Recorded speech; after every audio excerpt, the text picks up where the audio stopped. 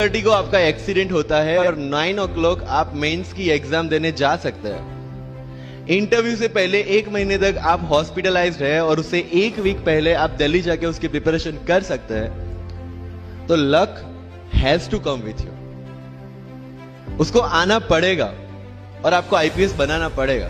मैं एग्जाम के लिए निकला, मेंस मेरा था सुबह, GS3 का पेपर था। 8:30 को मेरा स्कूटी स्लिप हो गया, मेरा लिगामेंट इंजरी हो गया, लेफ्ट हैंड में इंजरी था, सीट से ब्लीडिंग हो रहा था। लेकिन मेरे पास 2 ऑप्शन थे। मैं खड़ा हुआ, मैंने देखा okay my right hand is safe and I decided I will go to the exam hall and write the exam. मेरे पास 2 ही ऑप्शन थे, या तो मैं वहां से उठ के रोने लगूं, यार मेरे साथ ही ऐसा क्यों हुआ, मेरा एक्सीडेंट हो गया, मेरा मेंस खराब हो गया और हॉस्पिटल जाओ, या दूसरा ऑप्शन था कि मैं देखूं कि मैं 3 घंटे और सरवाइव कर सकता हूं। हाँ कर सकता हूं। मैं मेंस के लिए एग्जाम हॉल में गया। ये जितने भी फोटोग्राफ्स लगे हैं, सर ने जैसे बताया कि जितने भी इंसान सक्सेसफुल हुए, अगर आप उसकी लाइफ स्टोरी देखेंगे तो कहीं ना कहीं एक मोमेंट आता है जहां पे वो इंसान की जो स्ट्रगल है वो पीक पे हो जाते हैं।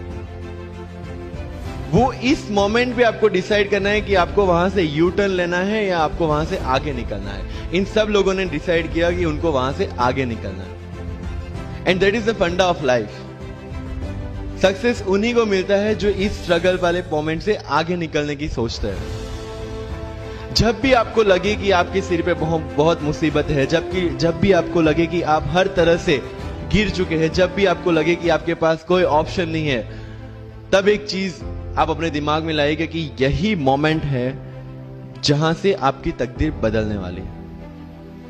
क्योंकि डायमंड जो होता है वो जितना ज्यादा घिसता है उतनी ज्यादा उसकी वैल्यू होती है। सोना जो होता है वो जितना ज्यादा तपता है उतनी उसकी वैल्यू होती है। अगर आप जिंदगी में तप रहे हैं, अगर आप जिंदगी में घिस रहे हैं, अगर आपको लग रहा है कि आप हर तरह से मुसीबतों में गिरे हुए हैं, तभी आपकी जो वैल्यू है वो बढ़ने वाली है। और यही मेरा एटीट्यूड रहा है। लोग बोलते हैं कि तुम्हारी फाइनेंशियल कंडीशन ठीक नहीं थी, पापा इलेक्ट्रिशियन थे, मम्मी हाउसवाइफ थी, डायमंड के कारखाने में काम करती थी, उसके बाद उन्होंने मैरिज में रोटियां बनाने का काम किया और उस तरह से मैं पढ़ा।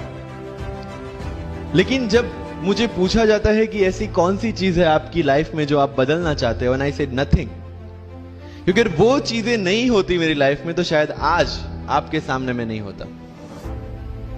तो अगर लाइफ में प्रॉब्लम्स है, अगर लाइफ में स्ट्रगल है, जैसे सर ने बताया struggle is a part of life and I strongly believe in that. Bharat वर्ष का सपना चंद्रगुप्त ने देखा, चाणक्य ने देखा, और उस भारत वर्ष को बनाने के लिए जब ये संघर्ष जारी था और तब राजा धनानंद की डॉटर दुर्धरा से चंद्रगुप्त को प्यार हो जाता है, और जब चाणक्य उनको बोलते कि नहीं तुम्हें उससे दूर रहना है, तब चंद्रगुप्त बोलता है आचार्य कभी कभी सोचता हूं कि जिंदगी में या ये भारत के सम्राट बनने के लिए इतना त्याग, इतना बलिदान ना देना होता तो।